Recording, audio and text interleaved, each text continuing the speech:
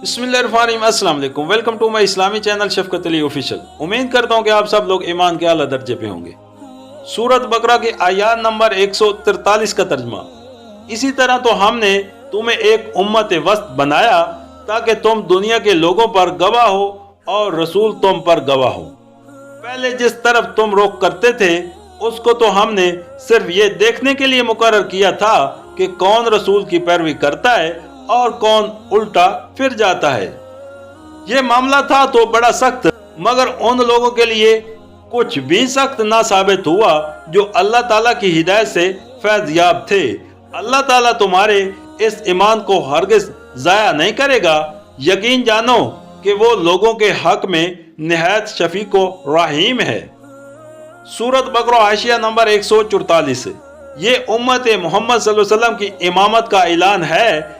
इसी तरह का इशारा दोनों तरफ है, अल्लाह की इस रहनुमाई की तरफ भी जिससे आप सल्लल्लाहु अलैहि वसल्लम की पैरवी कबूल करने वालों को सीधी राह मालूम हुई और वो तरक्की करते करते इस मर्तबे पर पहुंचे कि उम्मत वस्त करार दिए गए और तवीले किबला की तरफ भी कि नादान उसे माज एक समझ से दूसरी समझ की तरफ फिरना समझ रहे हैं। हालांकि दरअसल बैतुल मुक़द्दस से किबला की तरफ समझ किबला का फिरना ये मानी रखता है कि अल्लाह ने बनी इसराइल को दुनिया की पेशवाई के मनसब से बाज़ाब्ता मजूल किया और उम्मत मोहम्मदिया को उस पर फैज कर दिया।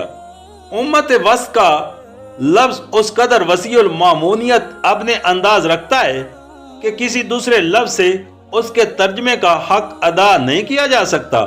उससे मुराद एक ऐसा आला और अशरफ गिरोह है जो अदल व इंसाफ और तवस्त की रविश पर कायम हो, जो दुनिया की कौमों के दरमियान सदर की हैसियत रखता हो, जिसका तल्लक सब के साथ यकसा हक और रस्ती का तल्लक हो और ना हक नारवा तल्लक किसी से ना हो।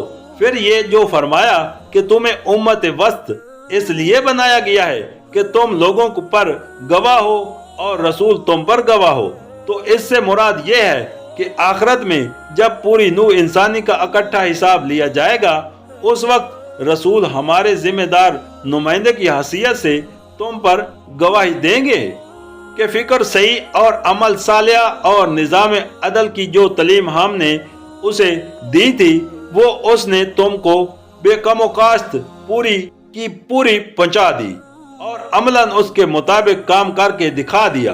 उसके बाद रसूल के कायम मकाम होने की हैसियत से तुमको आम इंसानों पर गवाही की हैसियत से उठना होगा और ये शहादत देनी होगी कि रसूल ने जो कुछ तुम पहुंचाया था वो तुमने उन्हें पहुंचाने में और जो कुछ रसूल ने तुम्हें दिखाया था वो तुमने उन्हें दिखाने में अपनी हद तक कोई कोताही नहीं की।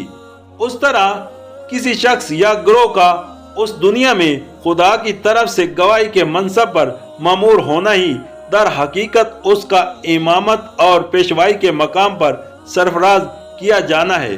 उसमें जहाँ फजलियत और सरफराजी है वहीं जिम्मेदारी का बहुत बड़ा भार भी है। उसके मानी ये हैं कि जिस तरह रसूलुल्लाह सल्लल्लाहु अलैहि वसल्लम इस उम्मत के लिए खुदा तरसी, रास्त रवी, अदालत और हक परस्ती की जिंदा शहादत बने, उसी तरह इस उम्मत को भी तमाम दुनिया के लिए जिंदा शहादत बनना चाहिए, हत्ता कि उसके कौल और अमल और बर्ताव हर चीज को देखकर दुनिया को मालूम हो कि खुदा तरसी इसका नाम है, रास्त रवी ये है, अदालत इसको कहते हैं और हक परस्ती ऐसी होती है। फिर उसके मानी ये भी हैं कि जिस तरह खुदा की हिदायत हम तक पहुंचने के लिए रसूलुल्लाह सल्लल्लाहु अलैहि वसल्लम की जिम्मेदारी बड़ी सख्त थी, हत्ता कि अगर वो उसमें जरा सी खुदाई भी कर दे तो खुदा के यहाँ मखूज होते। उसी तरह दुनिया के आम इंसानों तक उस हिदायत को पहुंचाने की निहायत सख्त जिम्मेदारी हम पर ऐद होती है। अगर हम खुदा की अदालत में वाक़या इस बात की शहादत ना दे सके कि हमने तेरी हिदायत जो तेरे रसूल के जरिए से हमें पहुंची थी तेरे बंदों तक पहुंचाने में कोई कोताही की है तो हम बहुत बुरी तरह पकड़े जाएंगे और यही इमामत का फख्र हमें वहां ले डूबेगा। हमारी इमामत के दौर में हमारी वाक़या कोताहियों के सबब से ख्याल और अमल की जितनी गुमराहियां दुनिया में फैली हैं और जितने फसाद और फितने खुदा की जमीन में बर्पा हुए, उन सब के लिए ऐमा अशर और शयातीन इंस जिन के साथ साथ हम भी बखूज होंगे। हमसे पूछा जाएगा कि जब दुनिया में मसूयत, जुल्म और गुमराही का ये तूफान बर्पा था तो तुम कहाँ मर गए थे। सूरत बकरा हाशिया नंबर 145।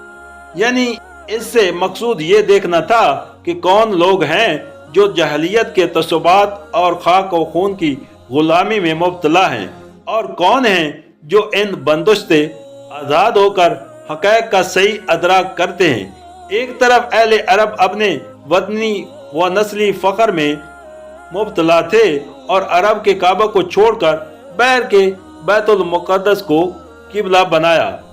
उनकी उस कौम परस्ती के बुत पर नाकाबिले बर्दाश्त ज़रब था। दूसरी तरफ बनी इसराइल अपनी नस्ल परस्ती के गरूर में फंसे हुए थे और अपने अबू कबीले के सिवा किसी दूसरे कबीले को बर्दाश्त करना उनके लिए मुहाल था। ज़ाहिर है कि ये बुत जिन लोगों के दिलों में बसे हुए हों, वो उस रास्ते पर कैसे चल सकते थे जिसकी तरफ अल्लाह का रसूल उन्हें बुला रहा हो। और इसलिए अल्लाह ने उन बुत परस्तों को सच्चे हक परस्तों से अलग चांट देने के लिए पहले बैतुल मुक़द्दस को किबला मुकर्रर किया, ताकि जो लोग अरबियत के बुत की परस्त करते हैं वो अलग हो जाएं। फिर उस किबले को छोड़कर काबे को किबला बनाया, ताकि जो इसराइलियत के परस्तार हैं वो भी अलग हो जाएं। उस तरह सिर्फ वो लोग रसूल के साथ रह गए जो किसी बुत के परस्तार न थे, माज़ खुदा के परस्तार थे।